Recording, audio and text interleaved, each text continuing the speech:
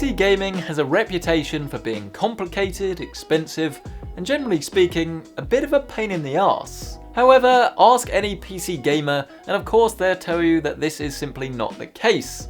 However, that doesn't change the fact that the barrier of entry still is a little on the high side. Now this is something that Acer want to change, so they got in touch to sponsor this video and sent out their new Nitro 50 gaming desktop for the creation of this mainstream gaming setup. And it's a neat idea because we've made some really cool designs on the channel's setup series, but never something that's as accessible as this. The Nitro 50 itself comes in various configurations, ranging from the $799 GTX 1050 edition, all the way up to the fully loaded i7 GTX 1060 enabled PC. The one I have here is very enticing indeed, as the SSD, GTX 1060 graphics card, and 8-core Ryzen processor mean that this is just as capable for serious performance tasks as it would be for gaming. There's absolutely nothing to assemble, and with Windows pre-installed, it's simply a case of plugging it in and then downloading your favourite games.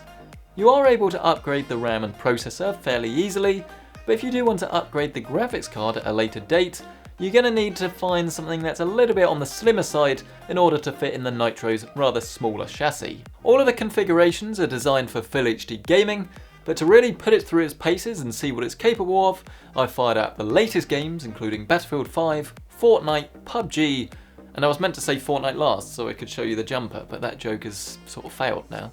As for the display, we've paired the Nitro with Acer's excellent entry-level gaming monitor, as its 27-inch screen size will give us a more immersive experience, and driving the 1080p 75Hz display shouldn't really be an issue at all for our computer. And, sure enough, all the games ran a real treat, with even the most demanding of them, Battlefield 5, holding up a high settings without any real fuss at all. I'd call this as real world as it gets, as while it's great to talk about cutting edge RTX 2080 Ti's, the core experience in Fortnite is basically the same in this setup, and it costs less than that GPU alone. If you do go for a version that houses a 1060, then you're going to have a very capable gaming computer, and reaching for a 144Hz screen wouldn't be a bad idea at all, though you may have to lower down some of the settings in the most demanding titles. Now the PUBG snow map was still a bit unoptimized at the time of filming this, but it still played quite happily, even on the test servers, so I'd expect future performance to improve closer to what Fortnite can achieve as time progresses. If you're wanting to play esports titles like Counter-Strike though, then even this computer is overkill for 1080p, so you could probably step down to a lower end spec and save yourself some money. Hopefully this will give you an idea of what to expect from a pre-built PC that costs around about £1,000, but remember that when you're doing your shopping, there are a lot of options available, so which one should you go for?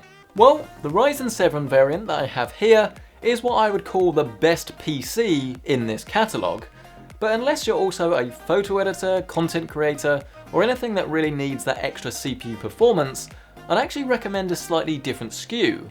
My picks for avid gamers would be the GTX 1060, but then paired with an i5 and SSD, as this will give you pretty similar performance, but it will actually save you a couple of £100. If you're playing lighter titles or you want to spend slightly less, then look at the Ryzen 5 and GTX 1050 Ti option, as this is even cheaper with slightly reduced performance, but you can offset this by dropping a few settings to regain some of that lost FPS. I will leave links to everything featured down in that description below, but the question goes out to you. What do you guys think about the Nitro 50? And if you are looking at a more pre-built budget PC, would you go for a Ryzen PC or an Intel Core PC? I'm interested to hear your thoughts, so let me know down in that comment section below. But please hit the like button if you've enjoyed this video, as it really helps out. You wouldn't believe, so hit the like button and I will go home happy, except I'm already home. I will stay home happy, because that makes sense. Get subscribed for more videos just like this and more lame jokes. But thank you once again for watching this video, to Acer for sponsoring it, and I'll see you in the next one.